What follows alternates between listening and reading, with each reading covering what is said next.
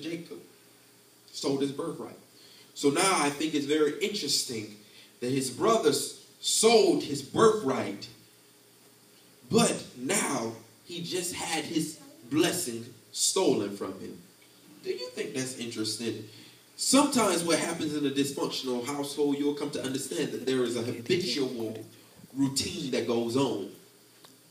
We come to know it many times as generational curses. You were broke, so that means your children are going to be broke. Their children are going to be broke. But along the line, there have to be somebody who's going to be a trend changer and say, this dysfunction was not for me. That's right. I don't care what it looks like. I know many of my people in my family didn't go to college, but this dysfunctionalism is not for me. Right. I don't care what it looks like. I know people are out there, all my family on drugs, so they expect me to do this. But this is too dysfunctional for me. I understand that many of my family talk about each other and none of them go to church, but this is too dysfunctional for me. Why is it so dysfunctional for me? Because I really come to understand who God is. Right. Now, when you can understand who God is, you can understand what dysfunctional is. Some of the things I used to do, I don't do no more. Why? Because I understood it was dysfunctional. It was too dysfunctional for my health. It was too dysfunctional for my well-being. It was too dysfunctional for my household. And the blessings were tied up because of the dysfunctionalism. God could not bless any mess. Right. Somebody don't understand that. So now we come to understand that Esau was out there doing as his father instructed him to do. But I want to know, what was Esau's prayer life? Because, you know, some people can see you out for a good reason. Very, very good reason. Some people can send you out for a very good reason. But along the lines, if you're not in prayer, you will miss your blessing. Abraham very well did something. Let's just say, hypothetically, that Isaac was still in shock. Isaac could have had flashbacks because his daddy was about to sacrifice him. Y'all know. His daddy was about to sacrifice him. So now he said, you know, I had to overcome this dysfunctionalism.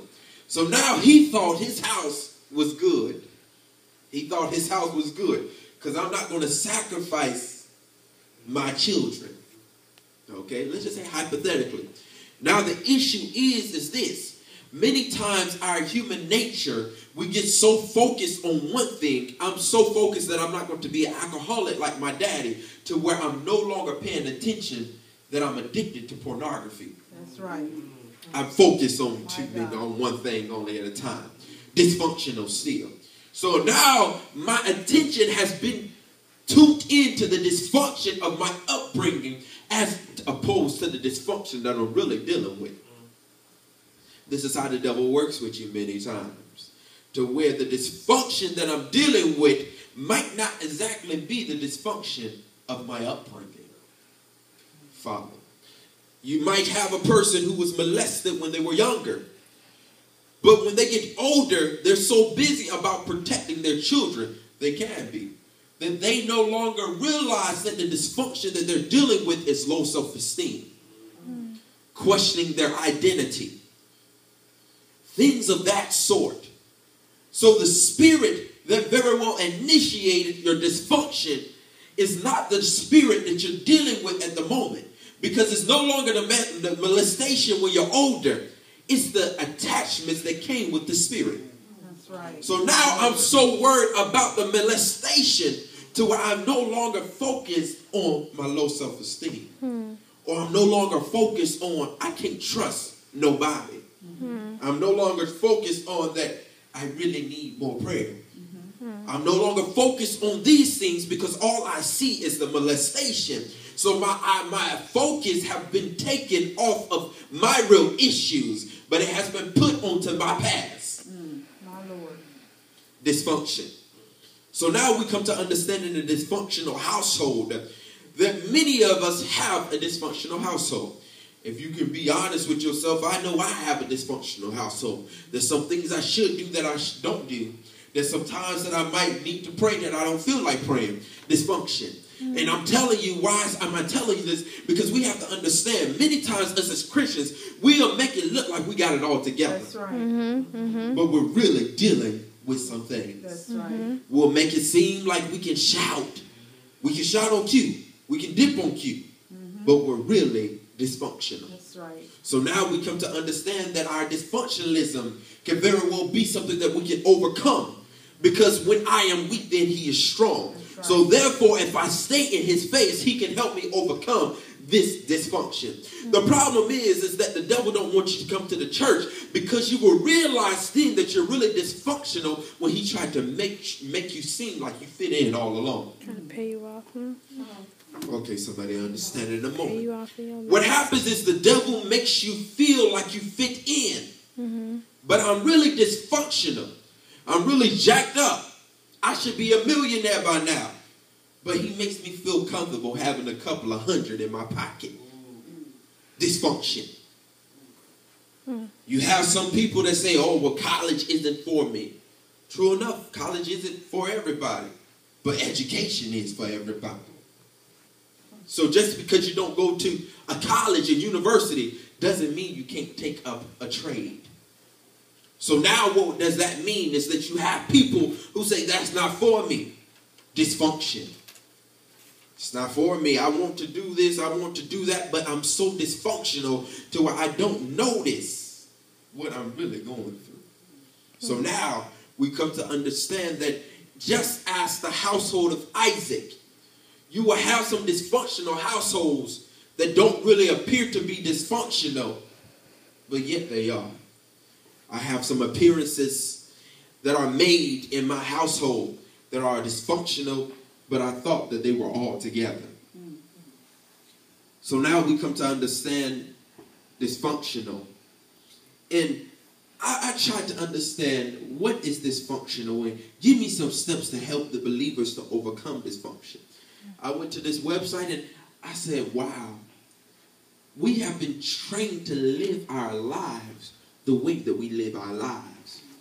And it's so deceiving how we live our lives. It's funny that we're talking about deceiving in this story, but have we ever noticed how deceiving we are really living? When you were created, in Genesis, you were created to have dominion over the earth. Which means that in the earth realm, everything that moveth upon the earth realm, spirits, demons, devils, snakes, dogs, they are to obey you. Isn't it funny that you can look at a dog and you can say, sit, and he'll sit. Now, when you have no power and the dog does not recognize your authority, you say, sit, and that dog will attack. Dysfunction. Somebody will catch this in a moment. Why? Because you have not raised up in who you really were. That dog does not notice who you are. So it doesn't see any authority. It just sees somebody who thinks they're going to tell me what to do. So now we have spirits that run rapid because when you try to say submit, they say, who do you think you are? Sons of Stafford, Stephen. He said, you know, I know Jesus. I know him. Paul, I know him. But who are you?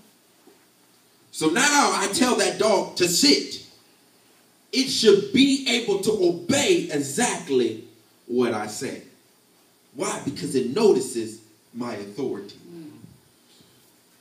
Not only do it notice my authority, it notices what it was created to do. I don't care what nobody say. Dogs have common sense too. A dog knows that it was created to obey. Now we have some people who are snake handlers. It's crazy enough to me. But yet, they can very well control the snake by very well teaching the snake to do some things because the snake notices their authority. So now you have people in India who would kiss the cobra on the top of their head. Why? Because they put the snake into its place. So the snake is like, I can't bite you. I can't even see you. What they do is they put the snake in a trance And the trance they basically put the snake in is the snake can't really see you. It sees an object, but it doesn't really pay attention that it's you. So now I have enough time to kiss you, and you were submitted the whole time. So now what am I telling you is that your problems can very well submit if they understand who you really are. Your problems, your family can very well begin to get saved if they can understand who you really are. People will very well treat you right when they really understand who you really are. So now I have authority. And when I can raise up in my authority, then I am functioning properly because I am functioning in the foundational grounds of which I was established. So some people try to function out of their lane. You have men who try to function as women. You're not going to do it successfully. Dysfunctional. But the world makes you feel that, oh, it's a part of your human nature. It's a part of who you are. It is not a part of who you are. You were born a man, you're a man. You were born a woman, you're a woman. So now that dysfunction, we have to begin to take it in as a norm, as opposed to it being what it really is, a dysfunction. So I said, let me look up some things. And I went to a few websites and I found one. It says people who come from a dysfunctional family experience trauma and emotional pain, which affect their ability to live happy, fulfilling lives. Some of us have thought we've been happy. Some of us feel like we're happy. But if I feel like I'm happy in my dysfunctionalism, imagine how much happier I'll be when I get out of this dysfunction. You got $1,000 in the bank now. You happy, but you're still in dysfunction. Get out of dysfunction, and I promise you will have $1 million. Because I understand who I really am. I understand God created me to be a creative individual. So that means I have the means to draw money to me. I have the authority to speak money to me. Why? Because I raised up in who I really am. But now I come to understand that they are forced into unnatural roles that deplete their self-esteem. You know, funny thing is that it's called self-esteem. How can somebody pull you somewhere that you want to self, keyword self. But nevertheless, I can pull you into some positions of dysfunctionalism to where it draws out the substance of your very being. Some people have been put into positions and they've been pulled into financial burdens to where it draws out the substance of their very being. Many people have been put into households to where we feel our children don't listen to us. She don't even like me. My wife cusses me out all the time. He beats me. Everything. And it pulls out the substance of my very being. So therefore, I have been put into these positions. So when I want to open up my mouth, I have taken all my strength to try to hold on to this little bit of esteem that I had left. So now I'm going to deal with it because I have no strength to fight it.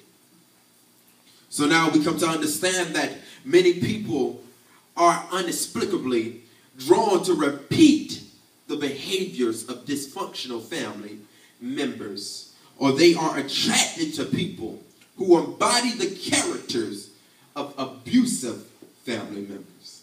You know what's interesting? They say if you want to go somewhere, begin to hang around the people who are where you're trying to go. Mm-hmm. Change your environment. Mm-hmm. But the problem is dysfunctional people. The people who grew up in the hood, they feel comfortable in the hood. People who grew up in the projects, they have a projects mentality. So now I have to work to change that mentality and let you know that there is more for you. My daddy stole cars.